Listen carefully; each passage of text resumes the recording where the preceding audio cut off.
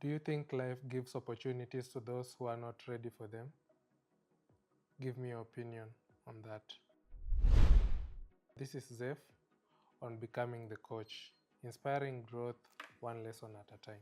And today, I'm going to talk about capacity building, talk about how can you grow, how can you enhance your skill, change your mindset, and at the end of the day, have an influence on yourself and someone else.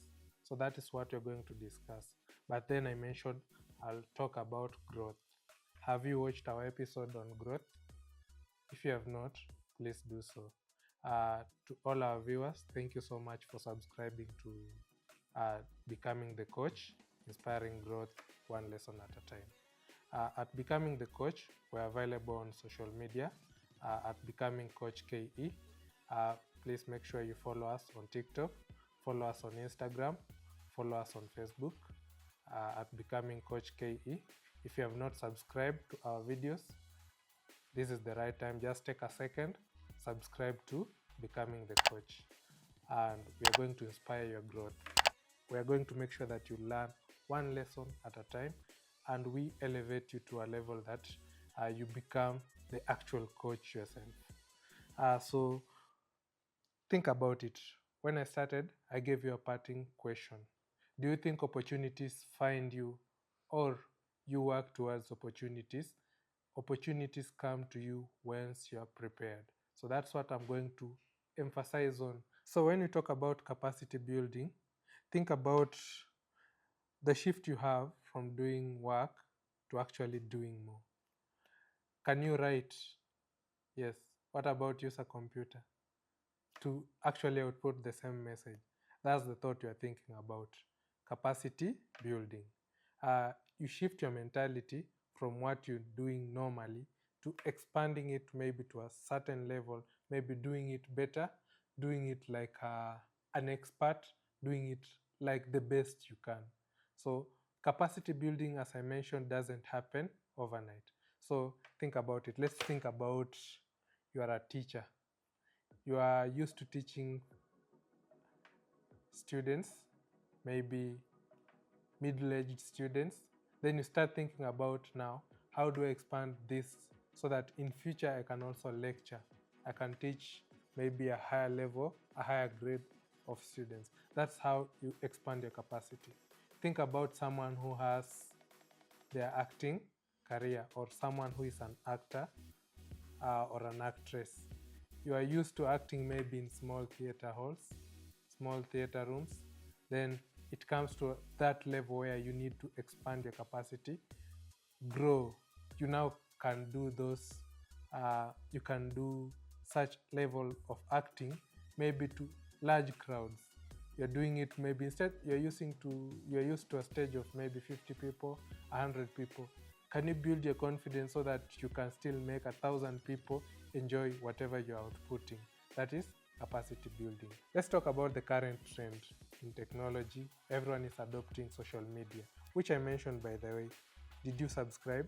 If not, make sure you hit that subscribe button, like this video and any other video that will come your way. So let's talk about the current trend in technology. Everyone speaks about social media. You start with what you have. You have a phone, start recording with it, put it out there. You continue to grow, you continue to do more, you continue to achieve more, invest in a camera that works for that. That again is a capacity building, not necessarily as a skill, but you are actually building a general capacity. And we are still going to insist that it all starts with the mindset. If I think I can do it to 10 people, I can also maybe in my mind thinks, if I can do it to 10, maybe 100, maybe 1,000, then I'm happy to continue growing my capacity over time. Thinking about something else, have you ever thought about distinguishing between soft skills and technical skills? Let me highlight some soft skills that I would like to emphasize on. Communication. I think ideally anyone should be able to communicate, but communication is a soft skill that gets built. we have emotional intelligence. We have adaptability. When circumstances change, are you actually adapting to that? Then we have this. This is a good one actually. Time management as a soft skill. Are you always on time? Do you come late? Are you always late?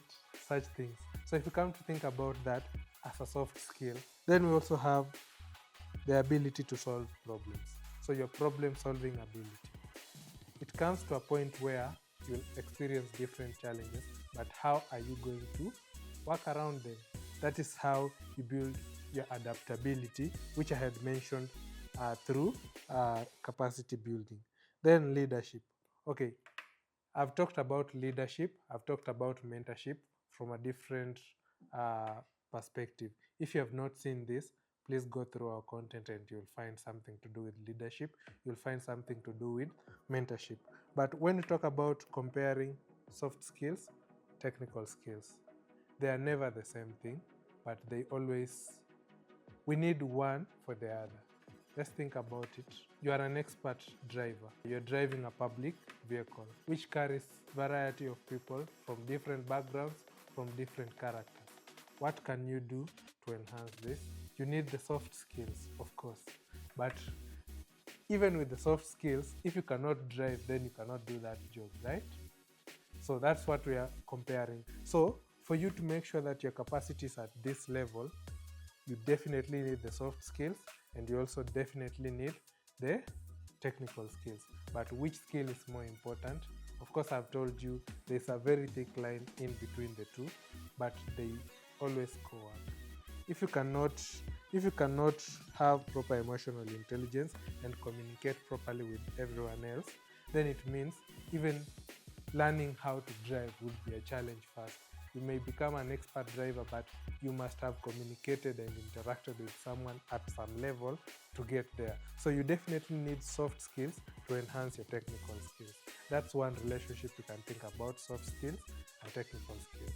But again, because we're talking about communication, for me to educate you about a specific topic, I must be a very good technical person in that specific topic so that I can also teach you, right?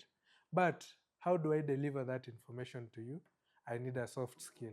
I need communication, right? For you to get business, for you to get to levels where you can actually talk to someone and they give you business, what do you need? You need proper time management. Because imagine you're going to a meeting where you're expecting someone to invest in you and you're late.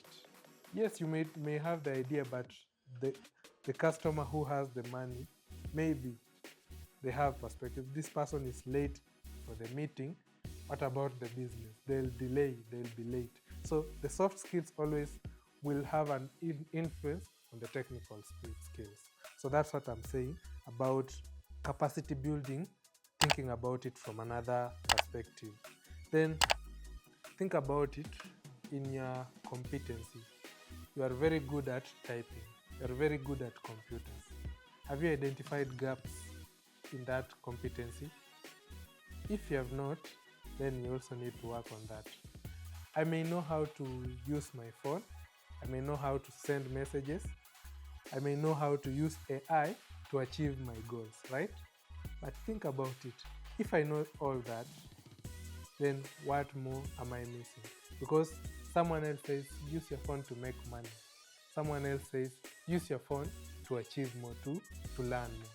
Someone else will say, use your phone to maybe get a lot of conversion in social media. Use your phone to teach someone. Use your phone to communicate, maybe do online meetings. You see, there's so much, and I'm sure in a day you'll never touch all those points of your phone. So that's just a small example.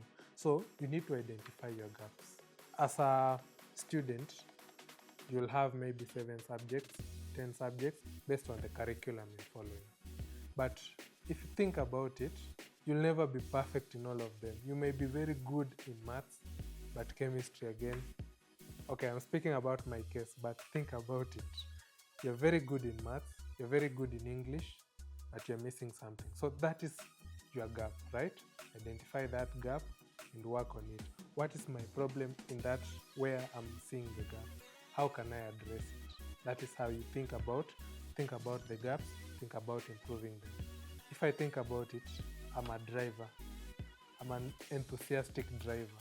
When you talk about enthusiastic drivers, we talk about speed, right? You like to speed. What other things are you not doing when you're speeding? Are you carefully observing the road, making sure you can see the vehicle behind you, you can do all that? Then if you're not, again, you need to identify that, know that I always mess this part up, so I need to improve on that. And that's how you enhance your capacity. Identify the gap, see what I work around the gap, and then fix it. Then what about discipline? Do you think it's important in capacity building? In my opinion, I think yes. You need to create routines. Stick to those routines, because I told you, opportunities will not find you when you're not prepared for them. So if you're a disciplined person, it means you're preparing for something. You need to get a job in IT, right? You need to get a job in computers. You need to get a job maybe in aviation. Are you working towards that? How are you working towards that? There are courses that would enhance you to get to that level. Are you doing them? Because the first thing that any employer would ask you, or anyone who is giving you a job or giving you an opportunity will ask you is, do you have any relevant certification towards this? So that discipline to actually achieve such milestones step by step are actually important for you. So you need to build a culture where if I start something, I make sure that I work, whether it's easy or hard, I get towards the end. So you need to build that discipline. And that's what I'm saying. You need to create a routine and then work towards that routine and make sure you get to the end. Then also in another episode, I've talked about mentorship. Have you learned from some mentor about that? If you're in a specific field, you're in a field of biology, you're in a field of physics, and you're doing that level of research, do you have a mentor? Actually, I want you to write in the comment, do you have a mentor? If you don't have a mentor, then work towards getting one, because I've elaborated in detail about mentorship. I've talked about why a mentor is important. The mentor may be your level, a higher level or a lower level. The point is, what are they mentoring to you on? So that is what you need to work on. So make sure that if you are getting mentors, the mentors will help you elevate your levels and get to specific capacities. And as an enthusiast, as a person who is yearning to build your capacity, as someone who is tracking their growth, the mentor would actually help you to enhance that growth and become a better person than you are right now. So make sure, actually let me again insist, ensure you get a mentor, whether it's direct or indirect. If you don't know the difference between direct and indirect mentor, just search Becoming the Coach Mentorship. You'll find some content on that. Because when I talk about mentors, I don't want to leave this part out. That's why I keep referring to this. When we talk about mentors, they will always have exposure to a specific part of a subject. And I want you to also learn from them, because that exposure is what will expose you to the next level. Then let's think about capacity building instances. I'll mention one or two from my experience about training. I talked about, if you're following me on social media, maybe you've seen it. But if you're not, just search for Mwando the Boss, you'll find me. But let's talk about training. I started with training maybe 2 people, 5 people, training 5 business owners, 10 business owners. Then it got to a level where I'm so confident in that I can confidently know I'll teach them how to do this, how to achieve this in my software expertise, in the hardware expertise, in my IT expertise. But then it gets to a level where there's a challenge. You need to do more. The first thing is, am I comfortable in that change? Instead of training 10 people, now I have to train 200 people. 200 people is a lot for someone who is used to 10 people maybe.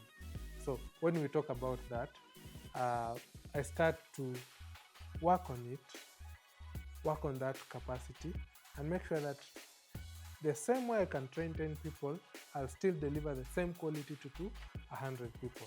Of course, when you talk about 1,000 people, you'll never deliver the same quality, but make sure that you have a success rate of maybe 70%, 80%. If you're good enough, you deliver to all of them. And that's what matters to the general. Then mentioning about another case, I've had incidents with clients, engaging different clients. I go meet this client, and this client is just negative about a product that I'm selling.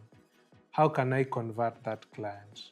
So when you learn challenges on working with different clients, of course, the only way you can improve that capacity is first do your research. But again, when you interact with one client, two clients, three clients, then it gets to a level where you know, if I've worked with this client who has this challenge, how can I solve this? Then I talked about mentorship. How did my mentor actually teach me? My manager at some point is also my mentor, because they would actually see what am I missing and then tell me, you can do this to win this client. You see, mentorship is still counting. So then let me talk about projects and patience. Okay, projects mainly. Patience comes in projects in this sense. In my expertise, in my scope of work, you'll work on a proposal today and deliver it 3 years later. So patience is there, it's mandatory.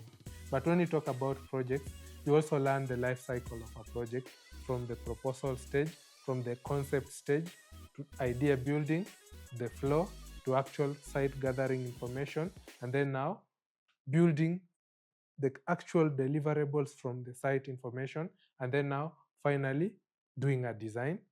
From that design, you deliver it, it gets to the financial level, equipment is procured, deployed, and then you provide support. So you see, that life cycle is not just something you'll wake up and then do.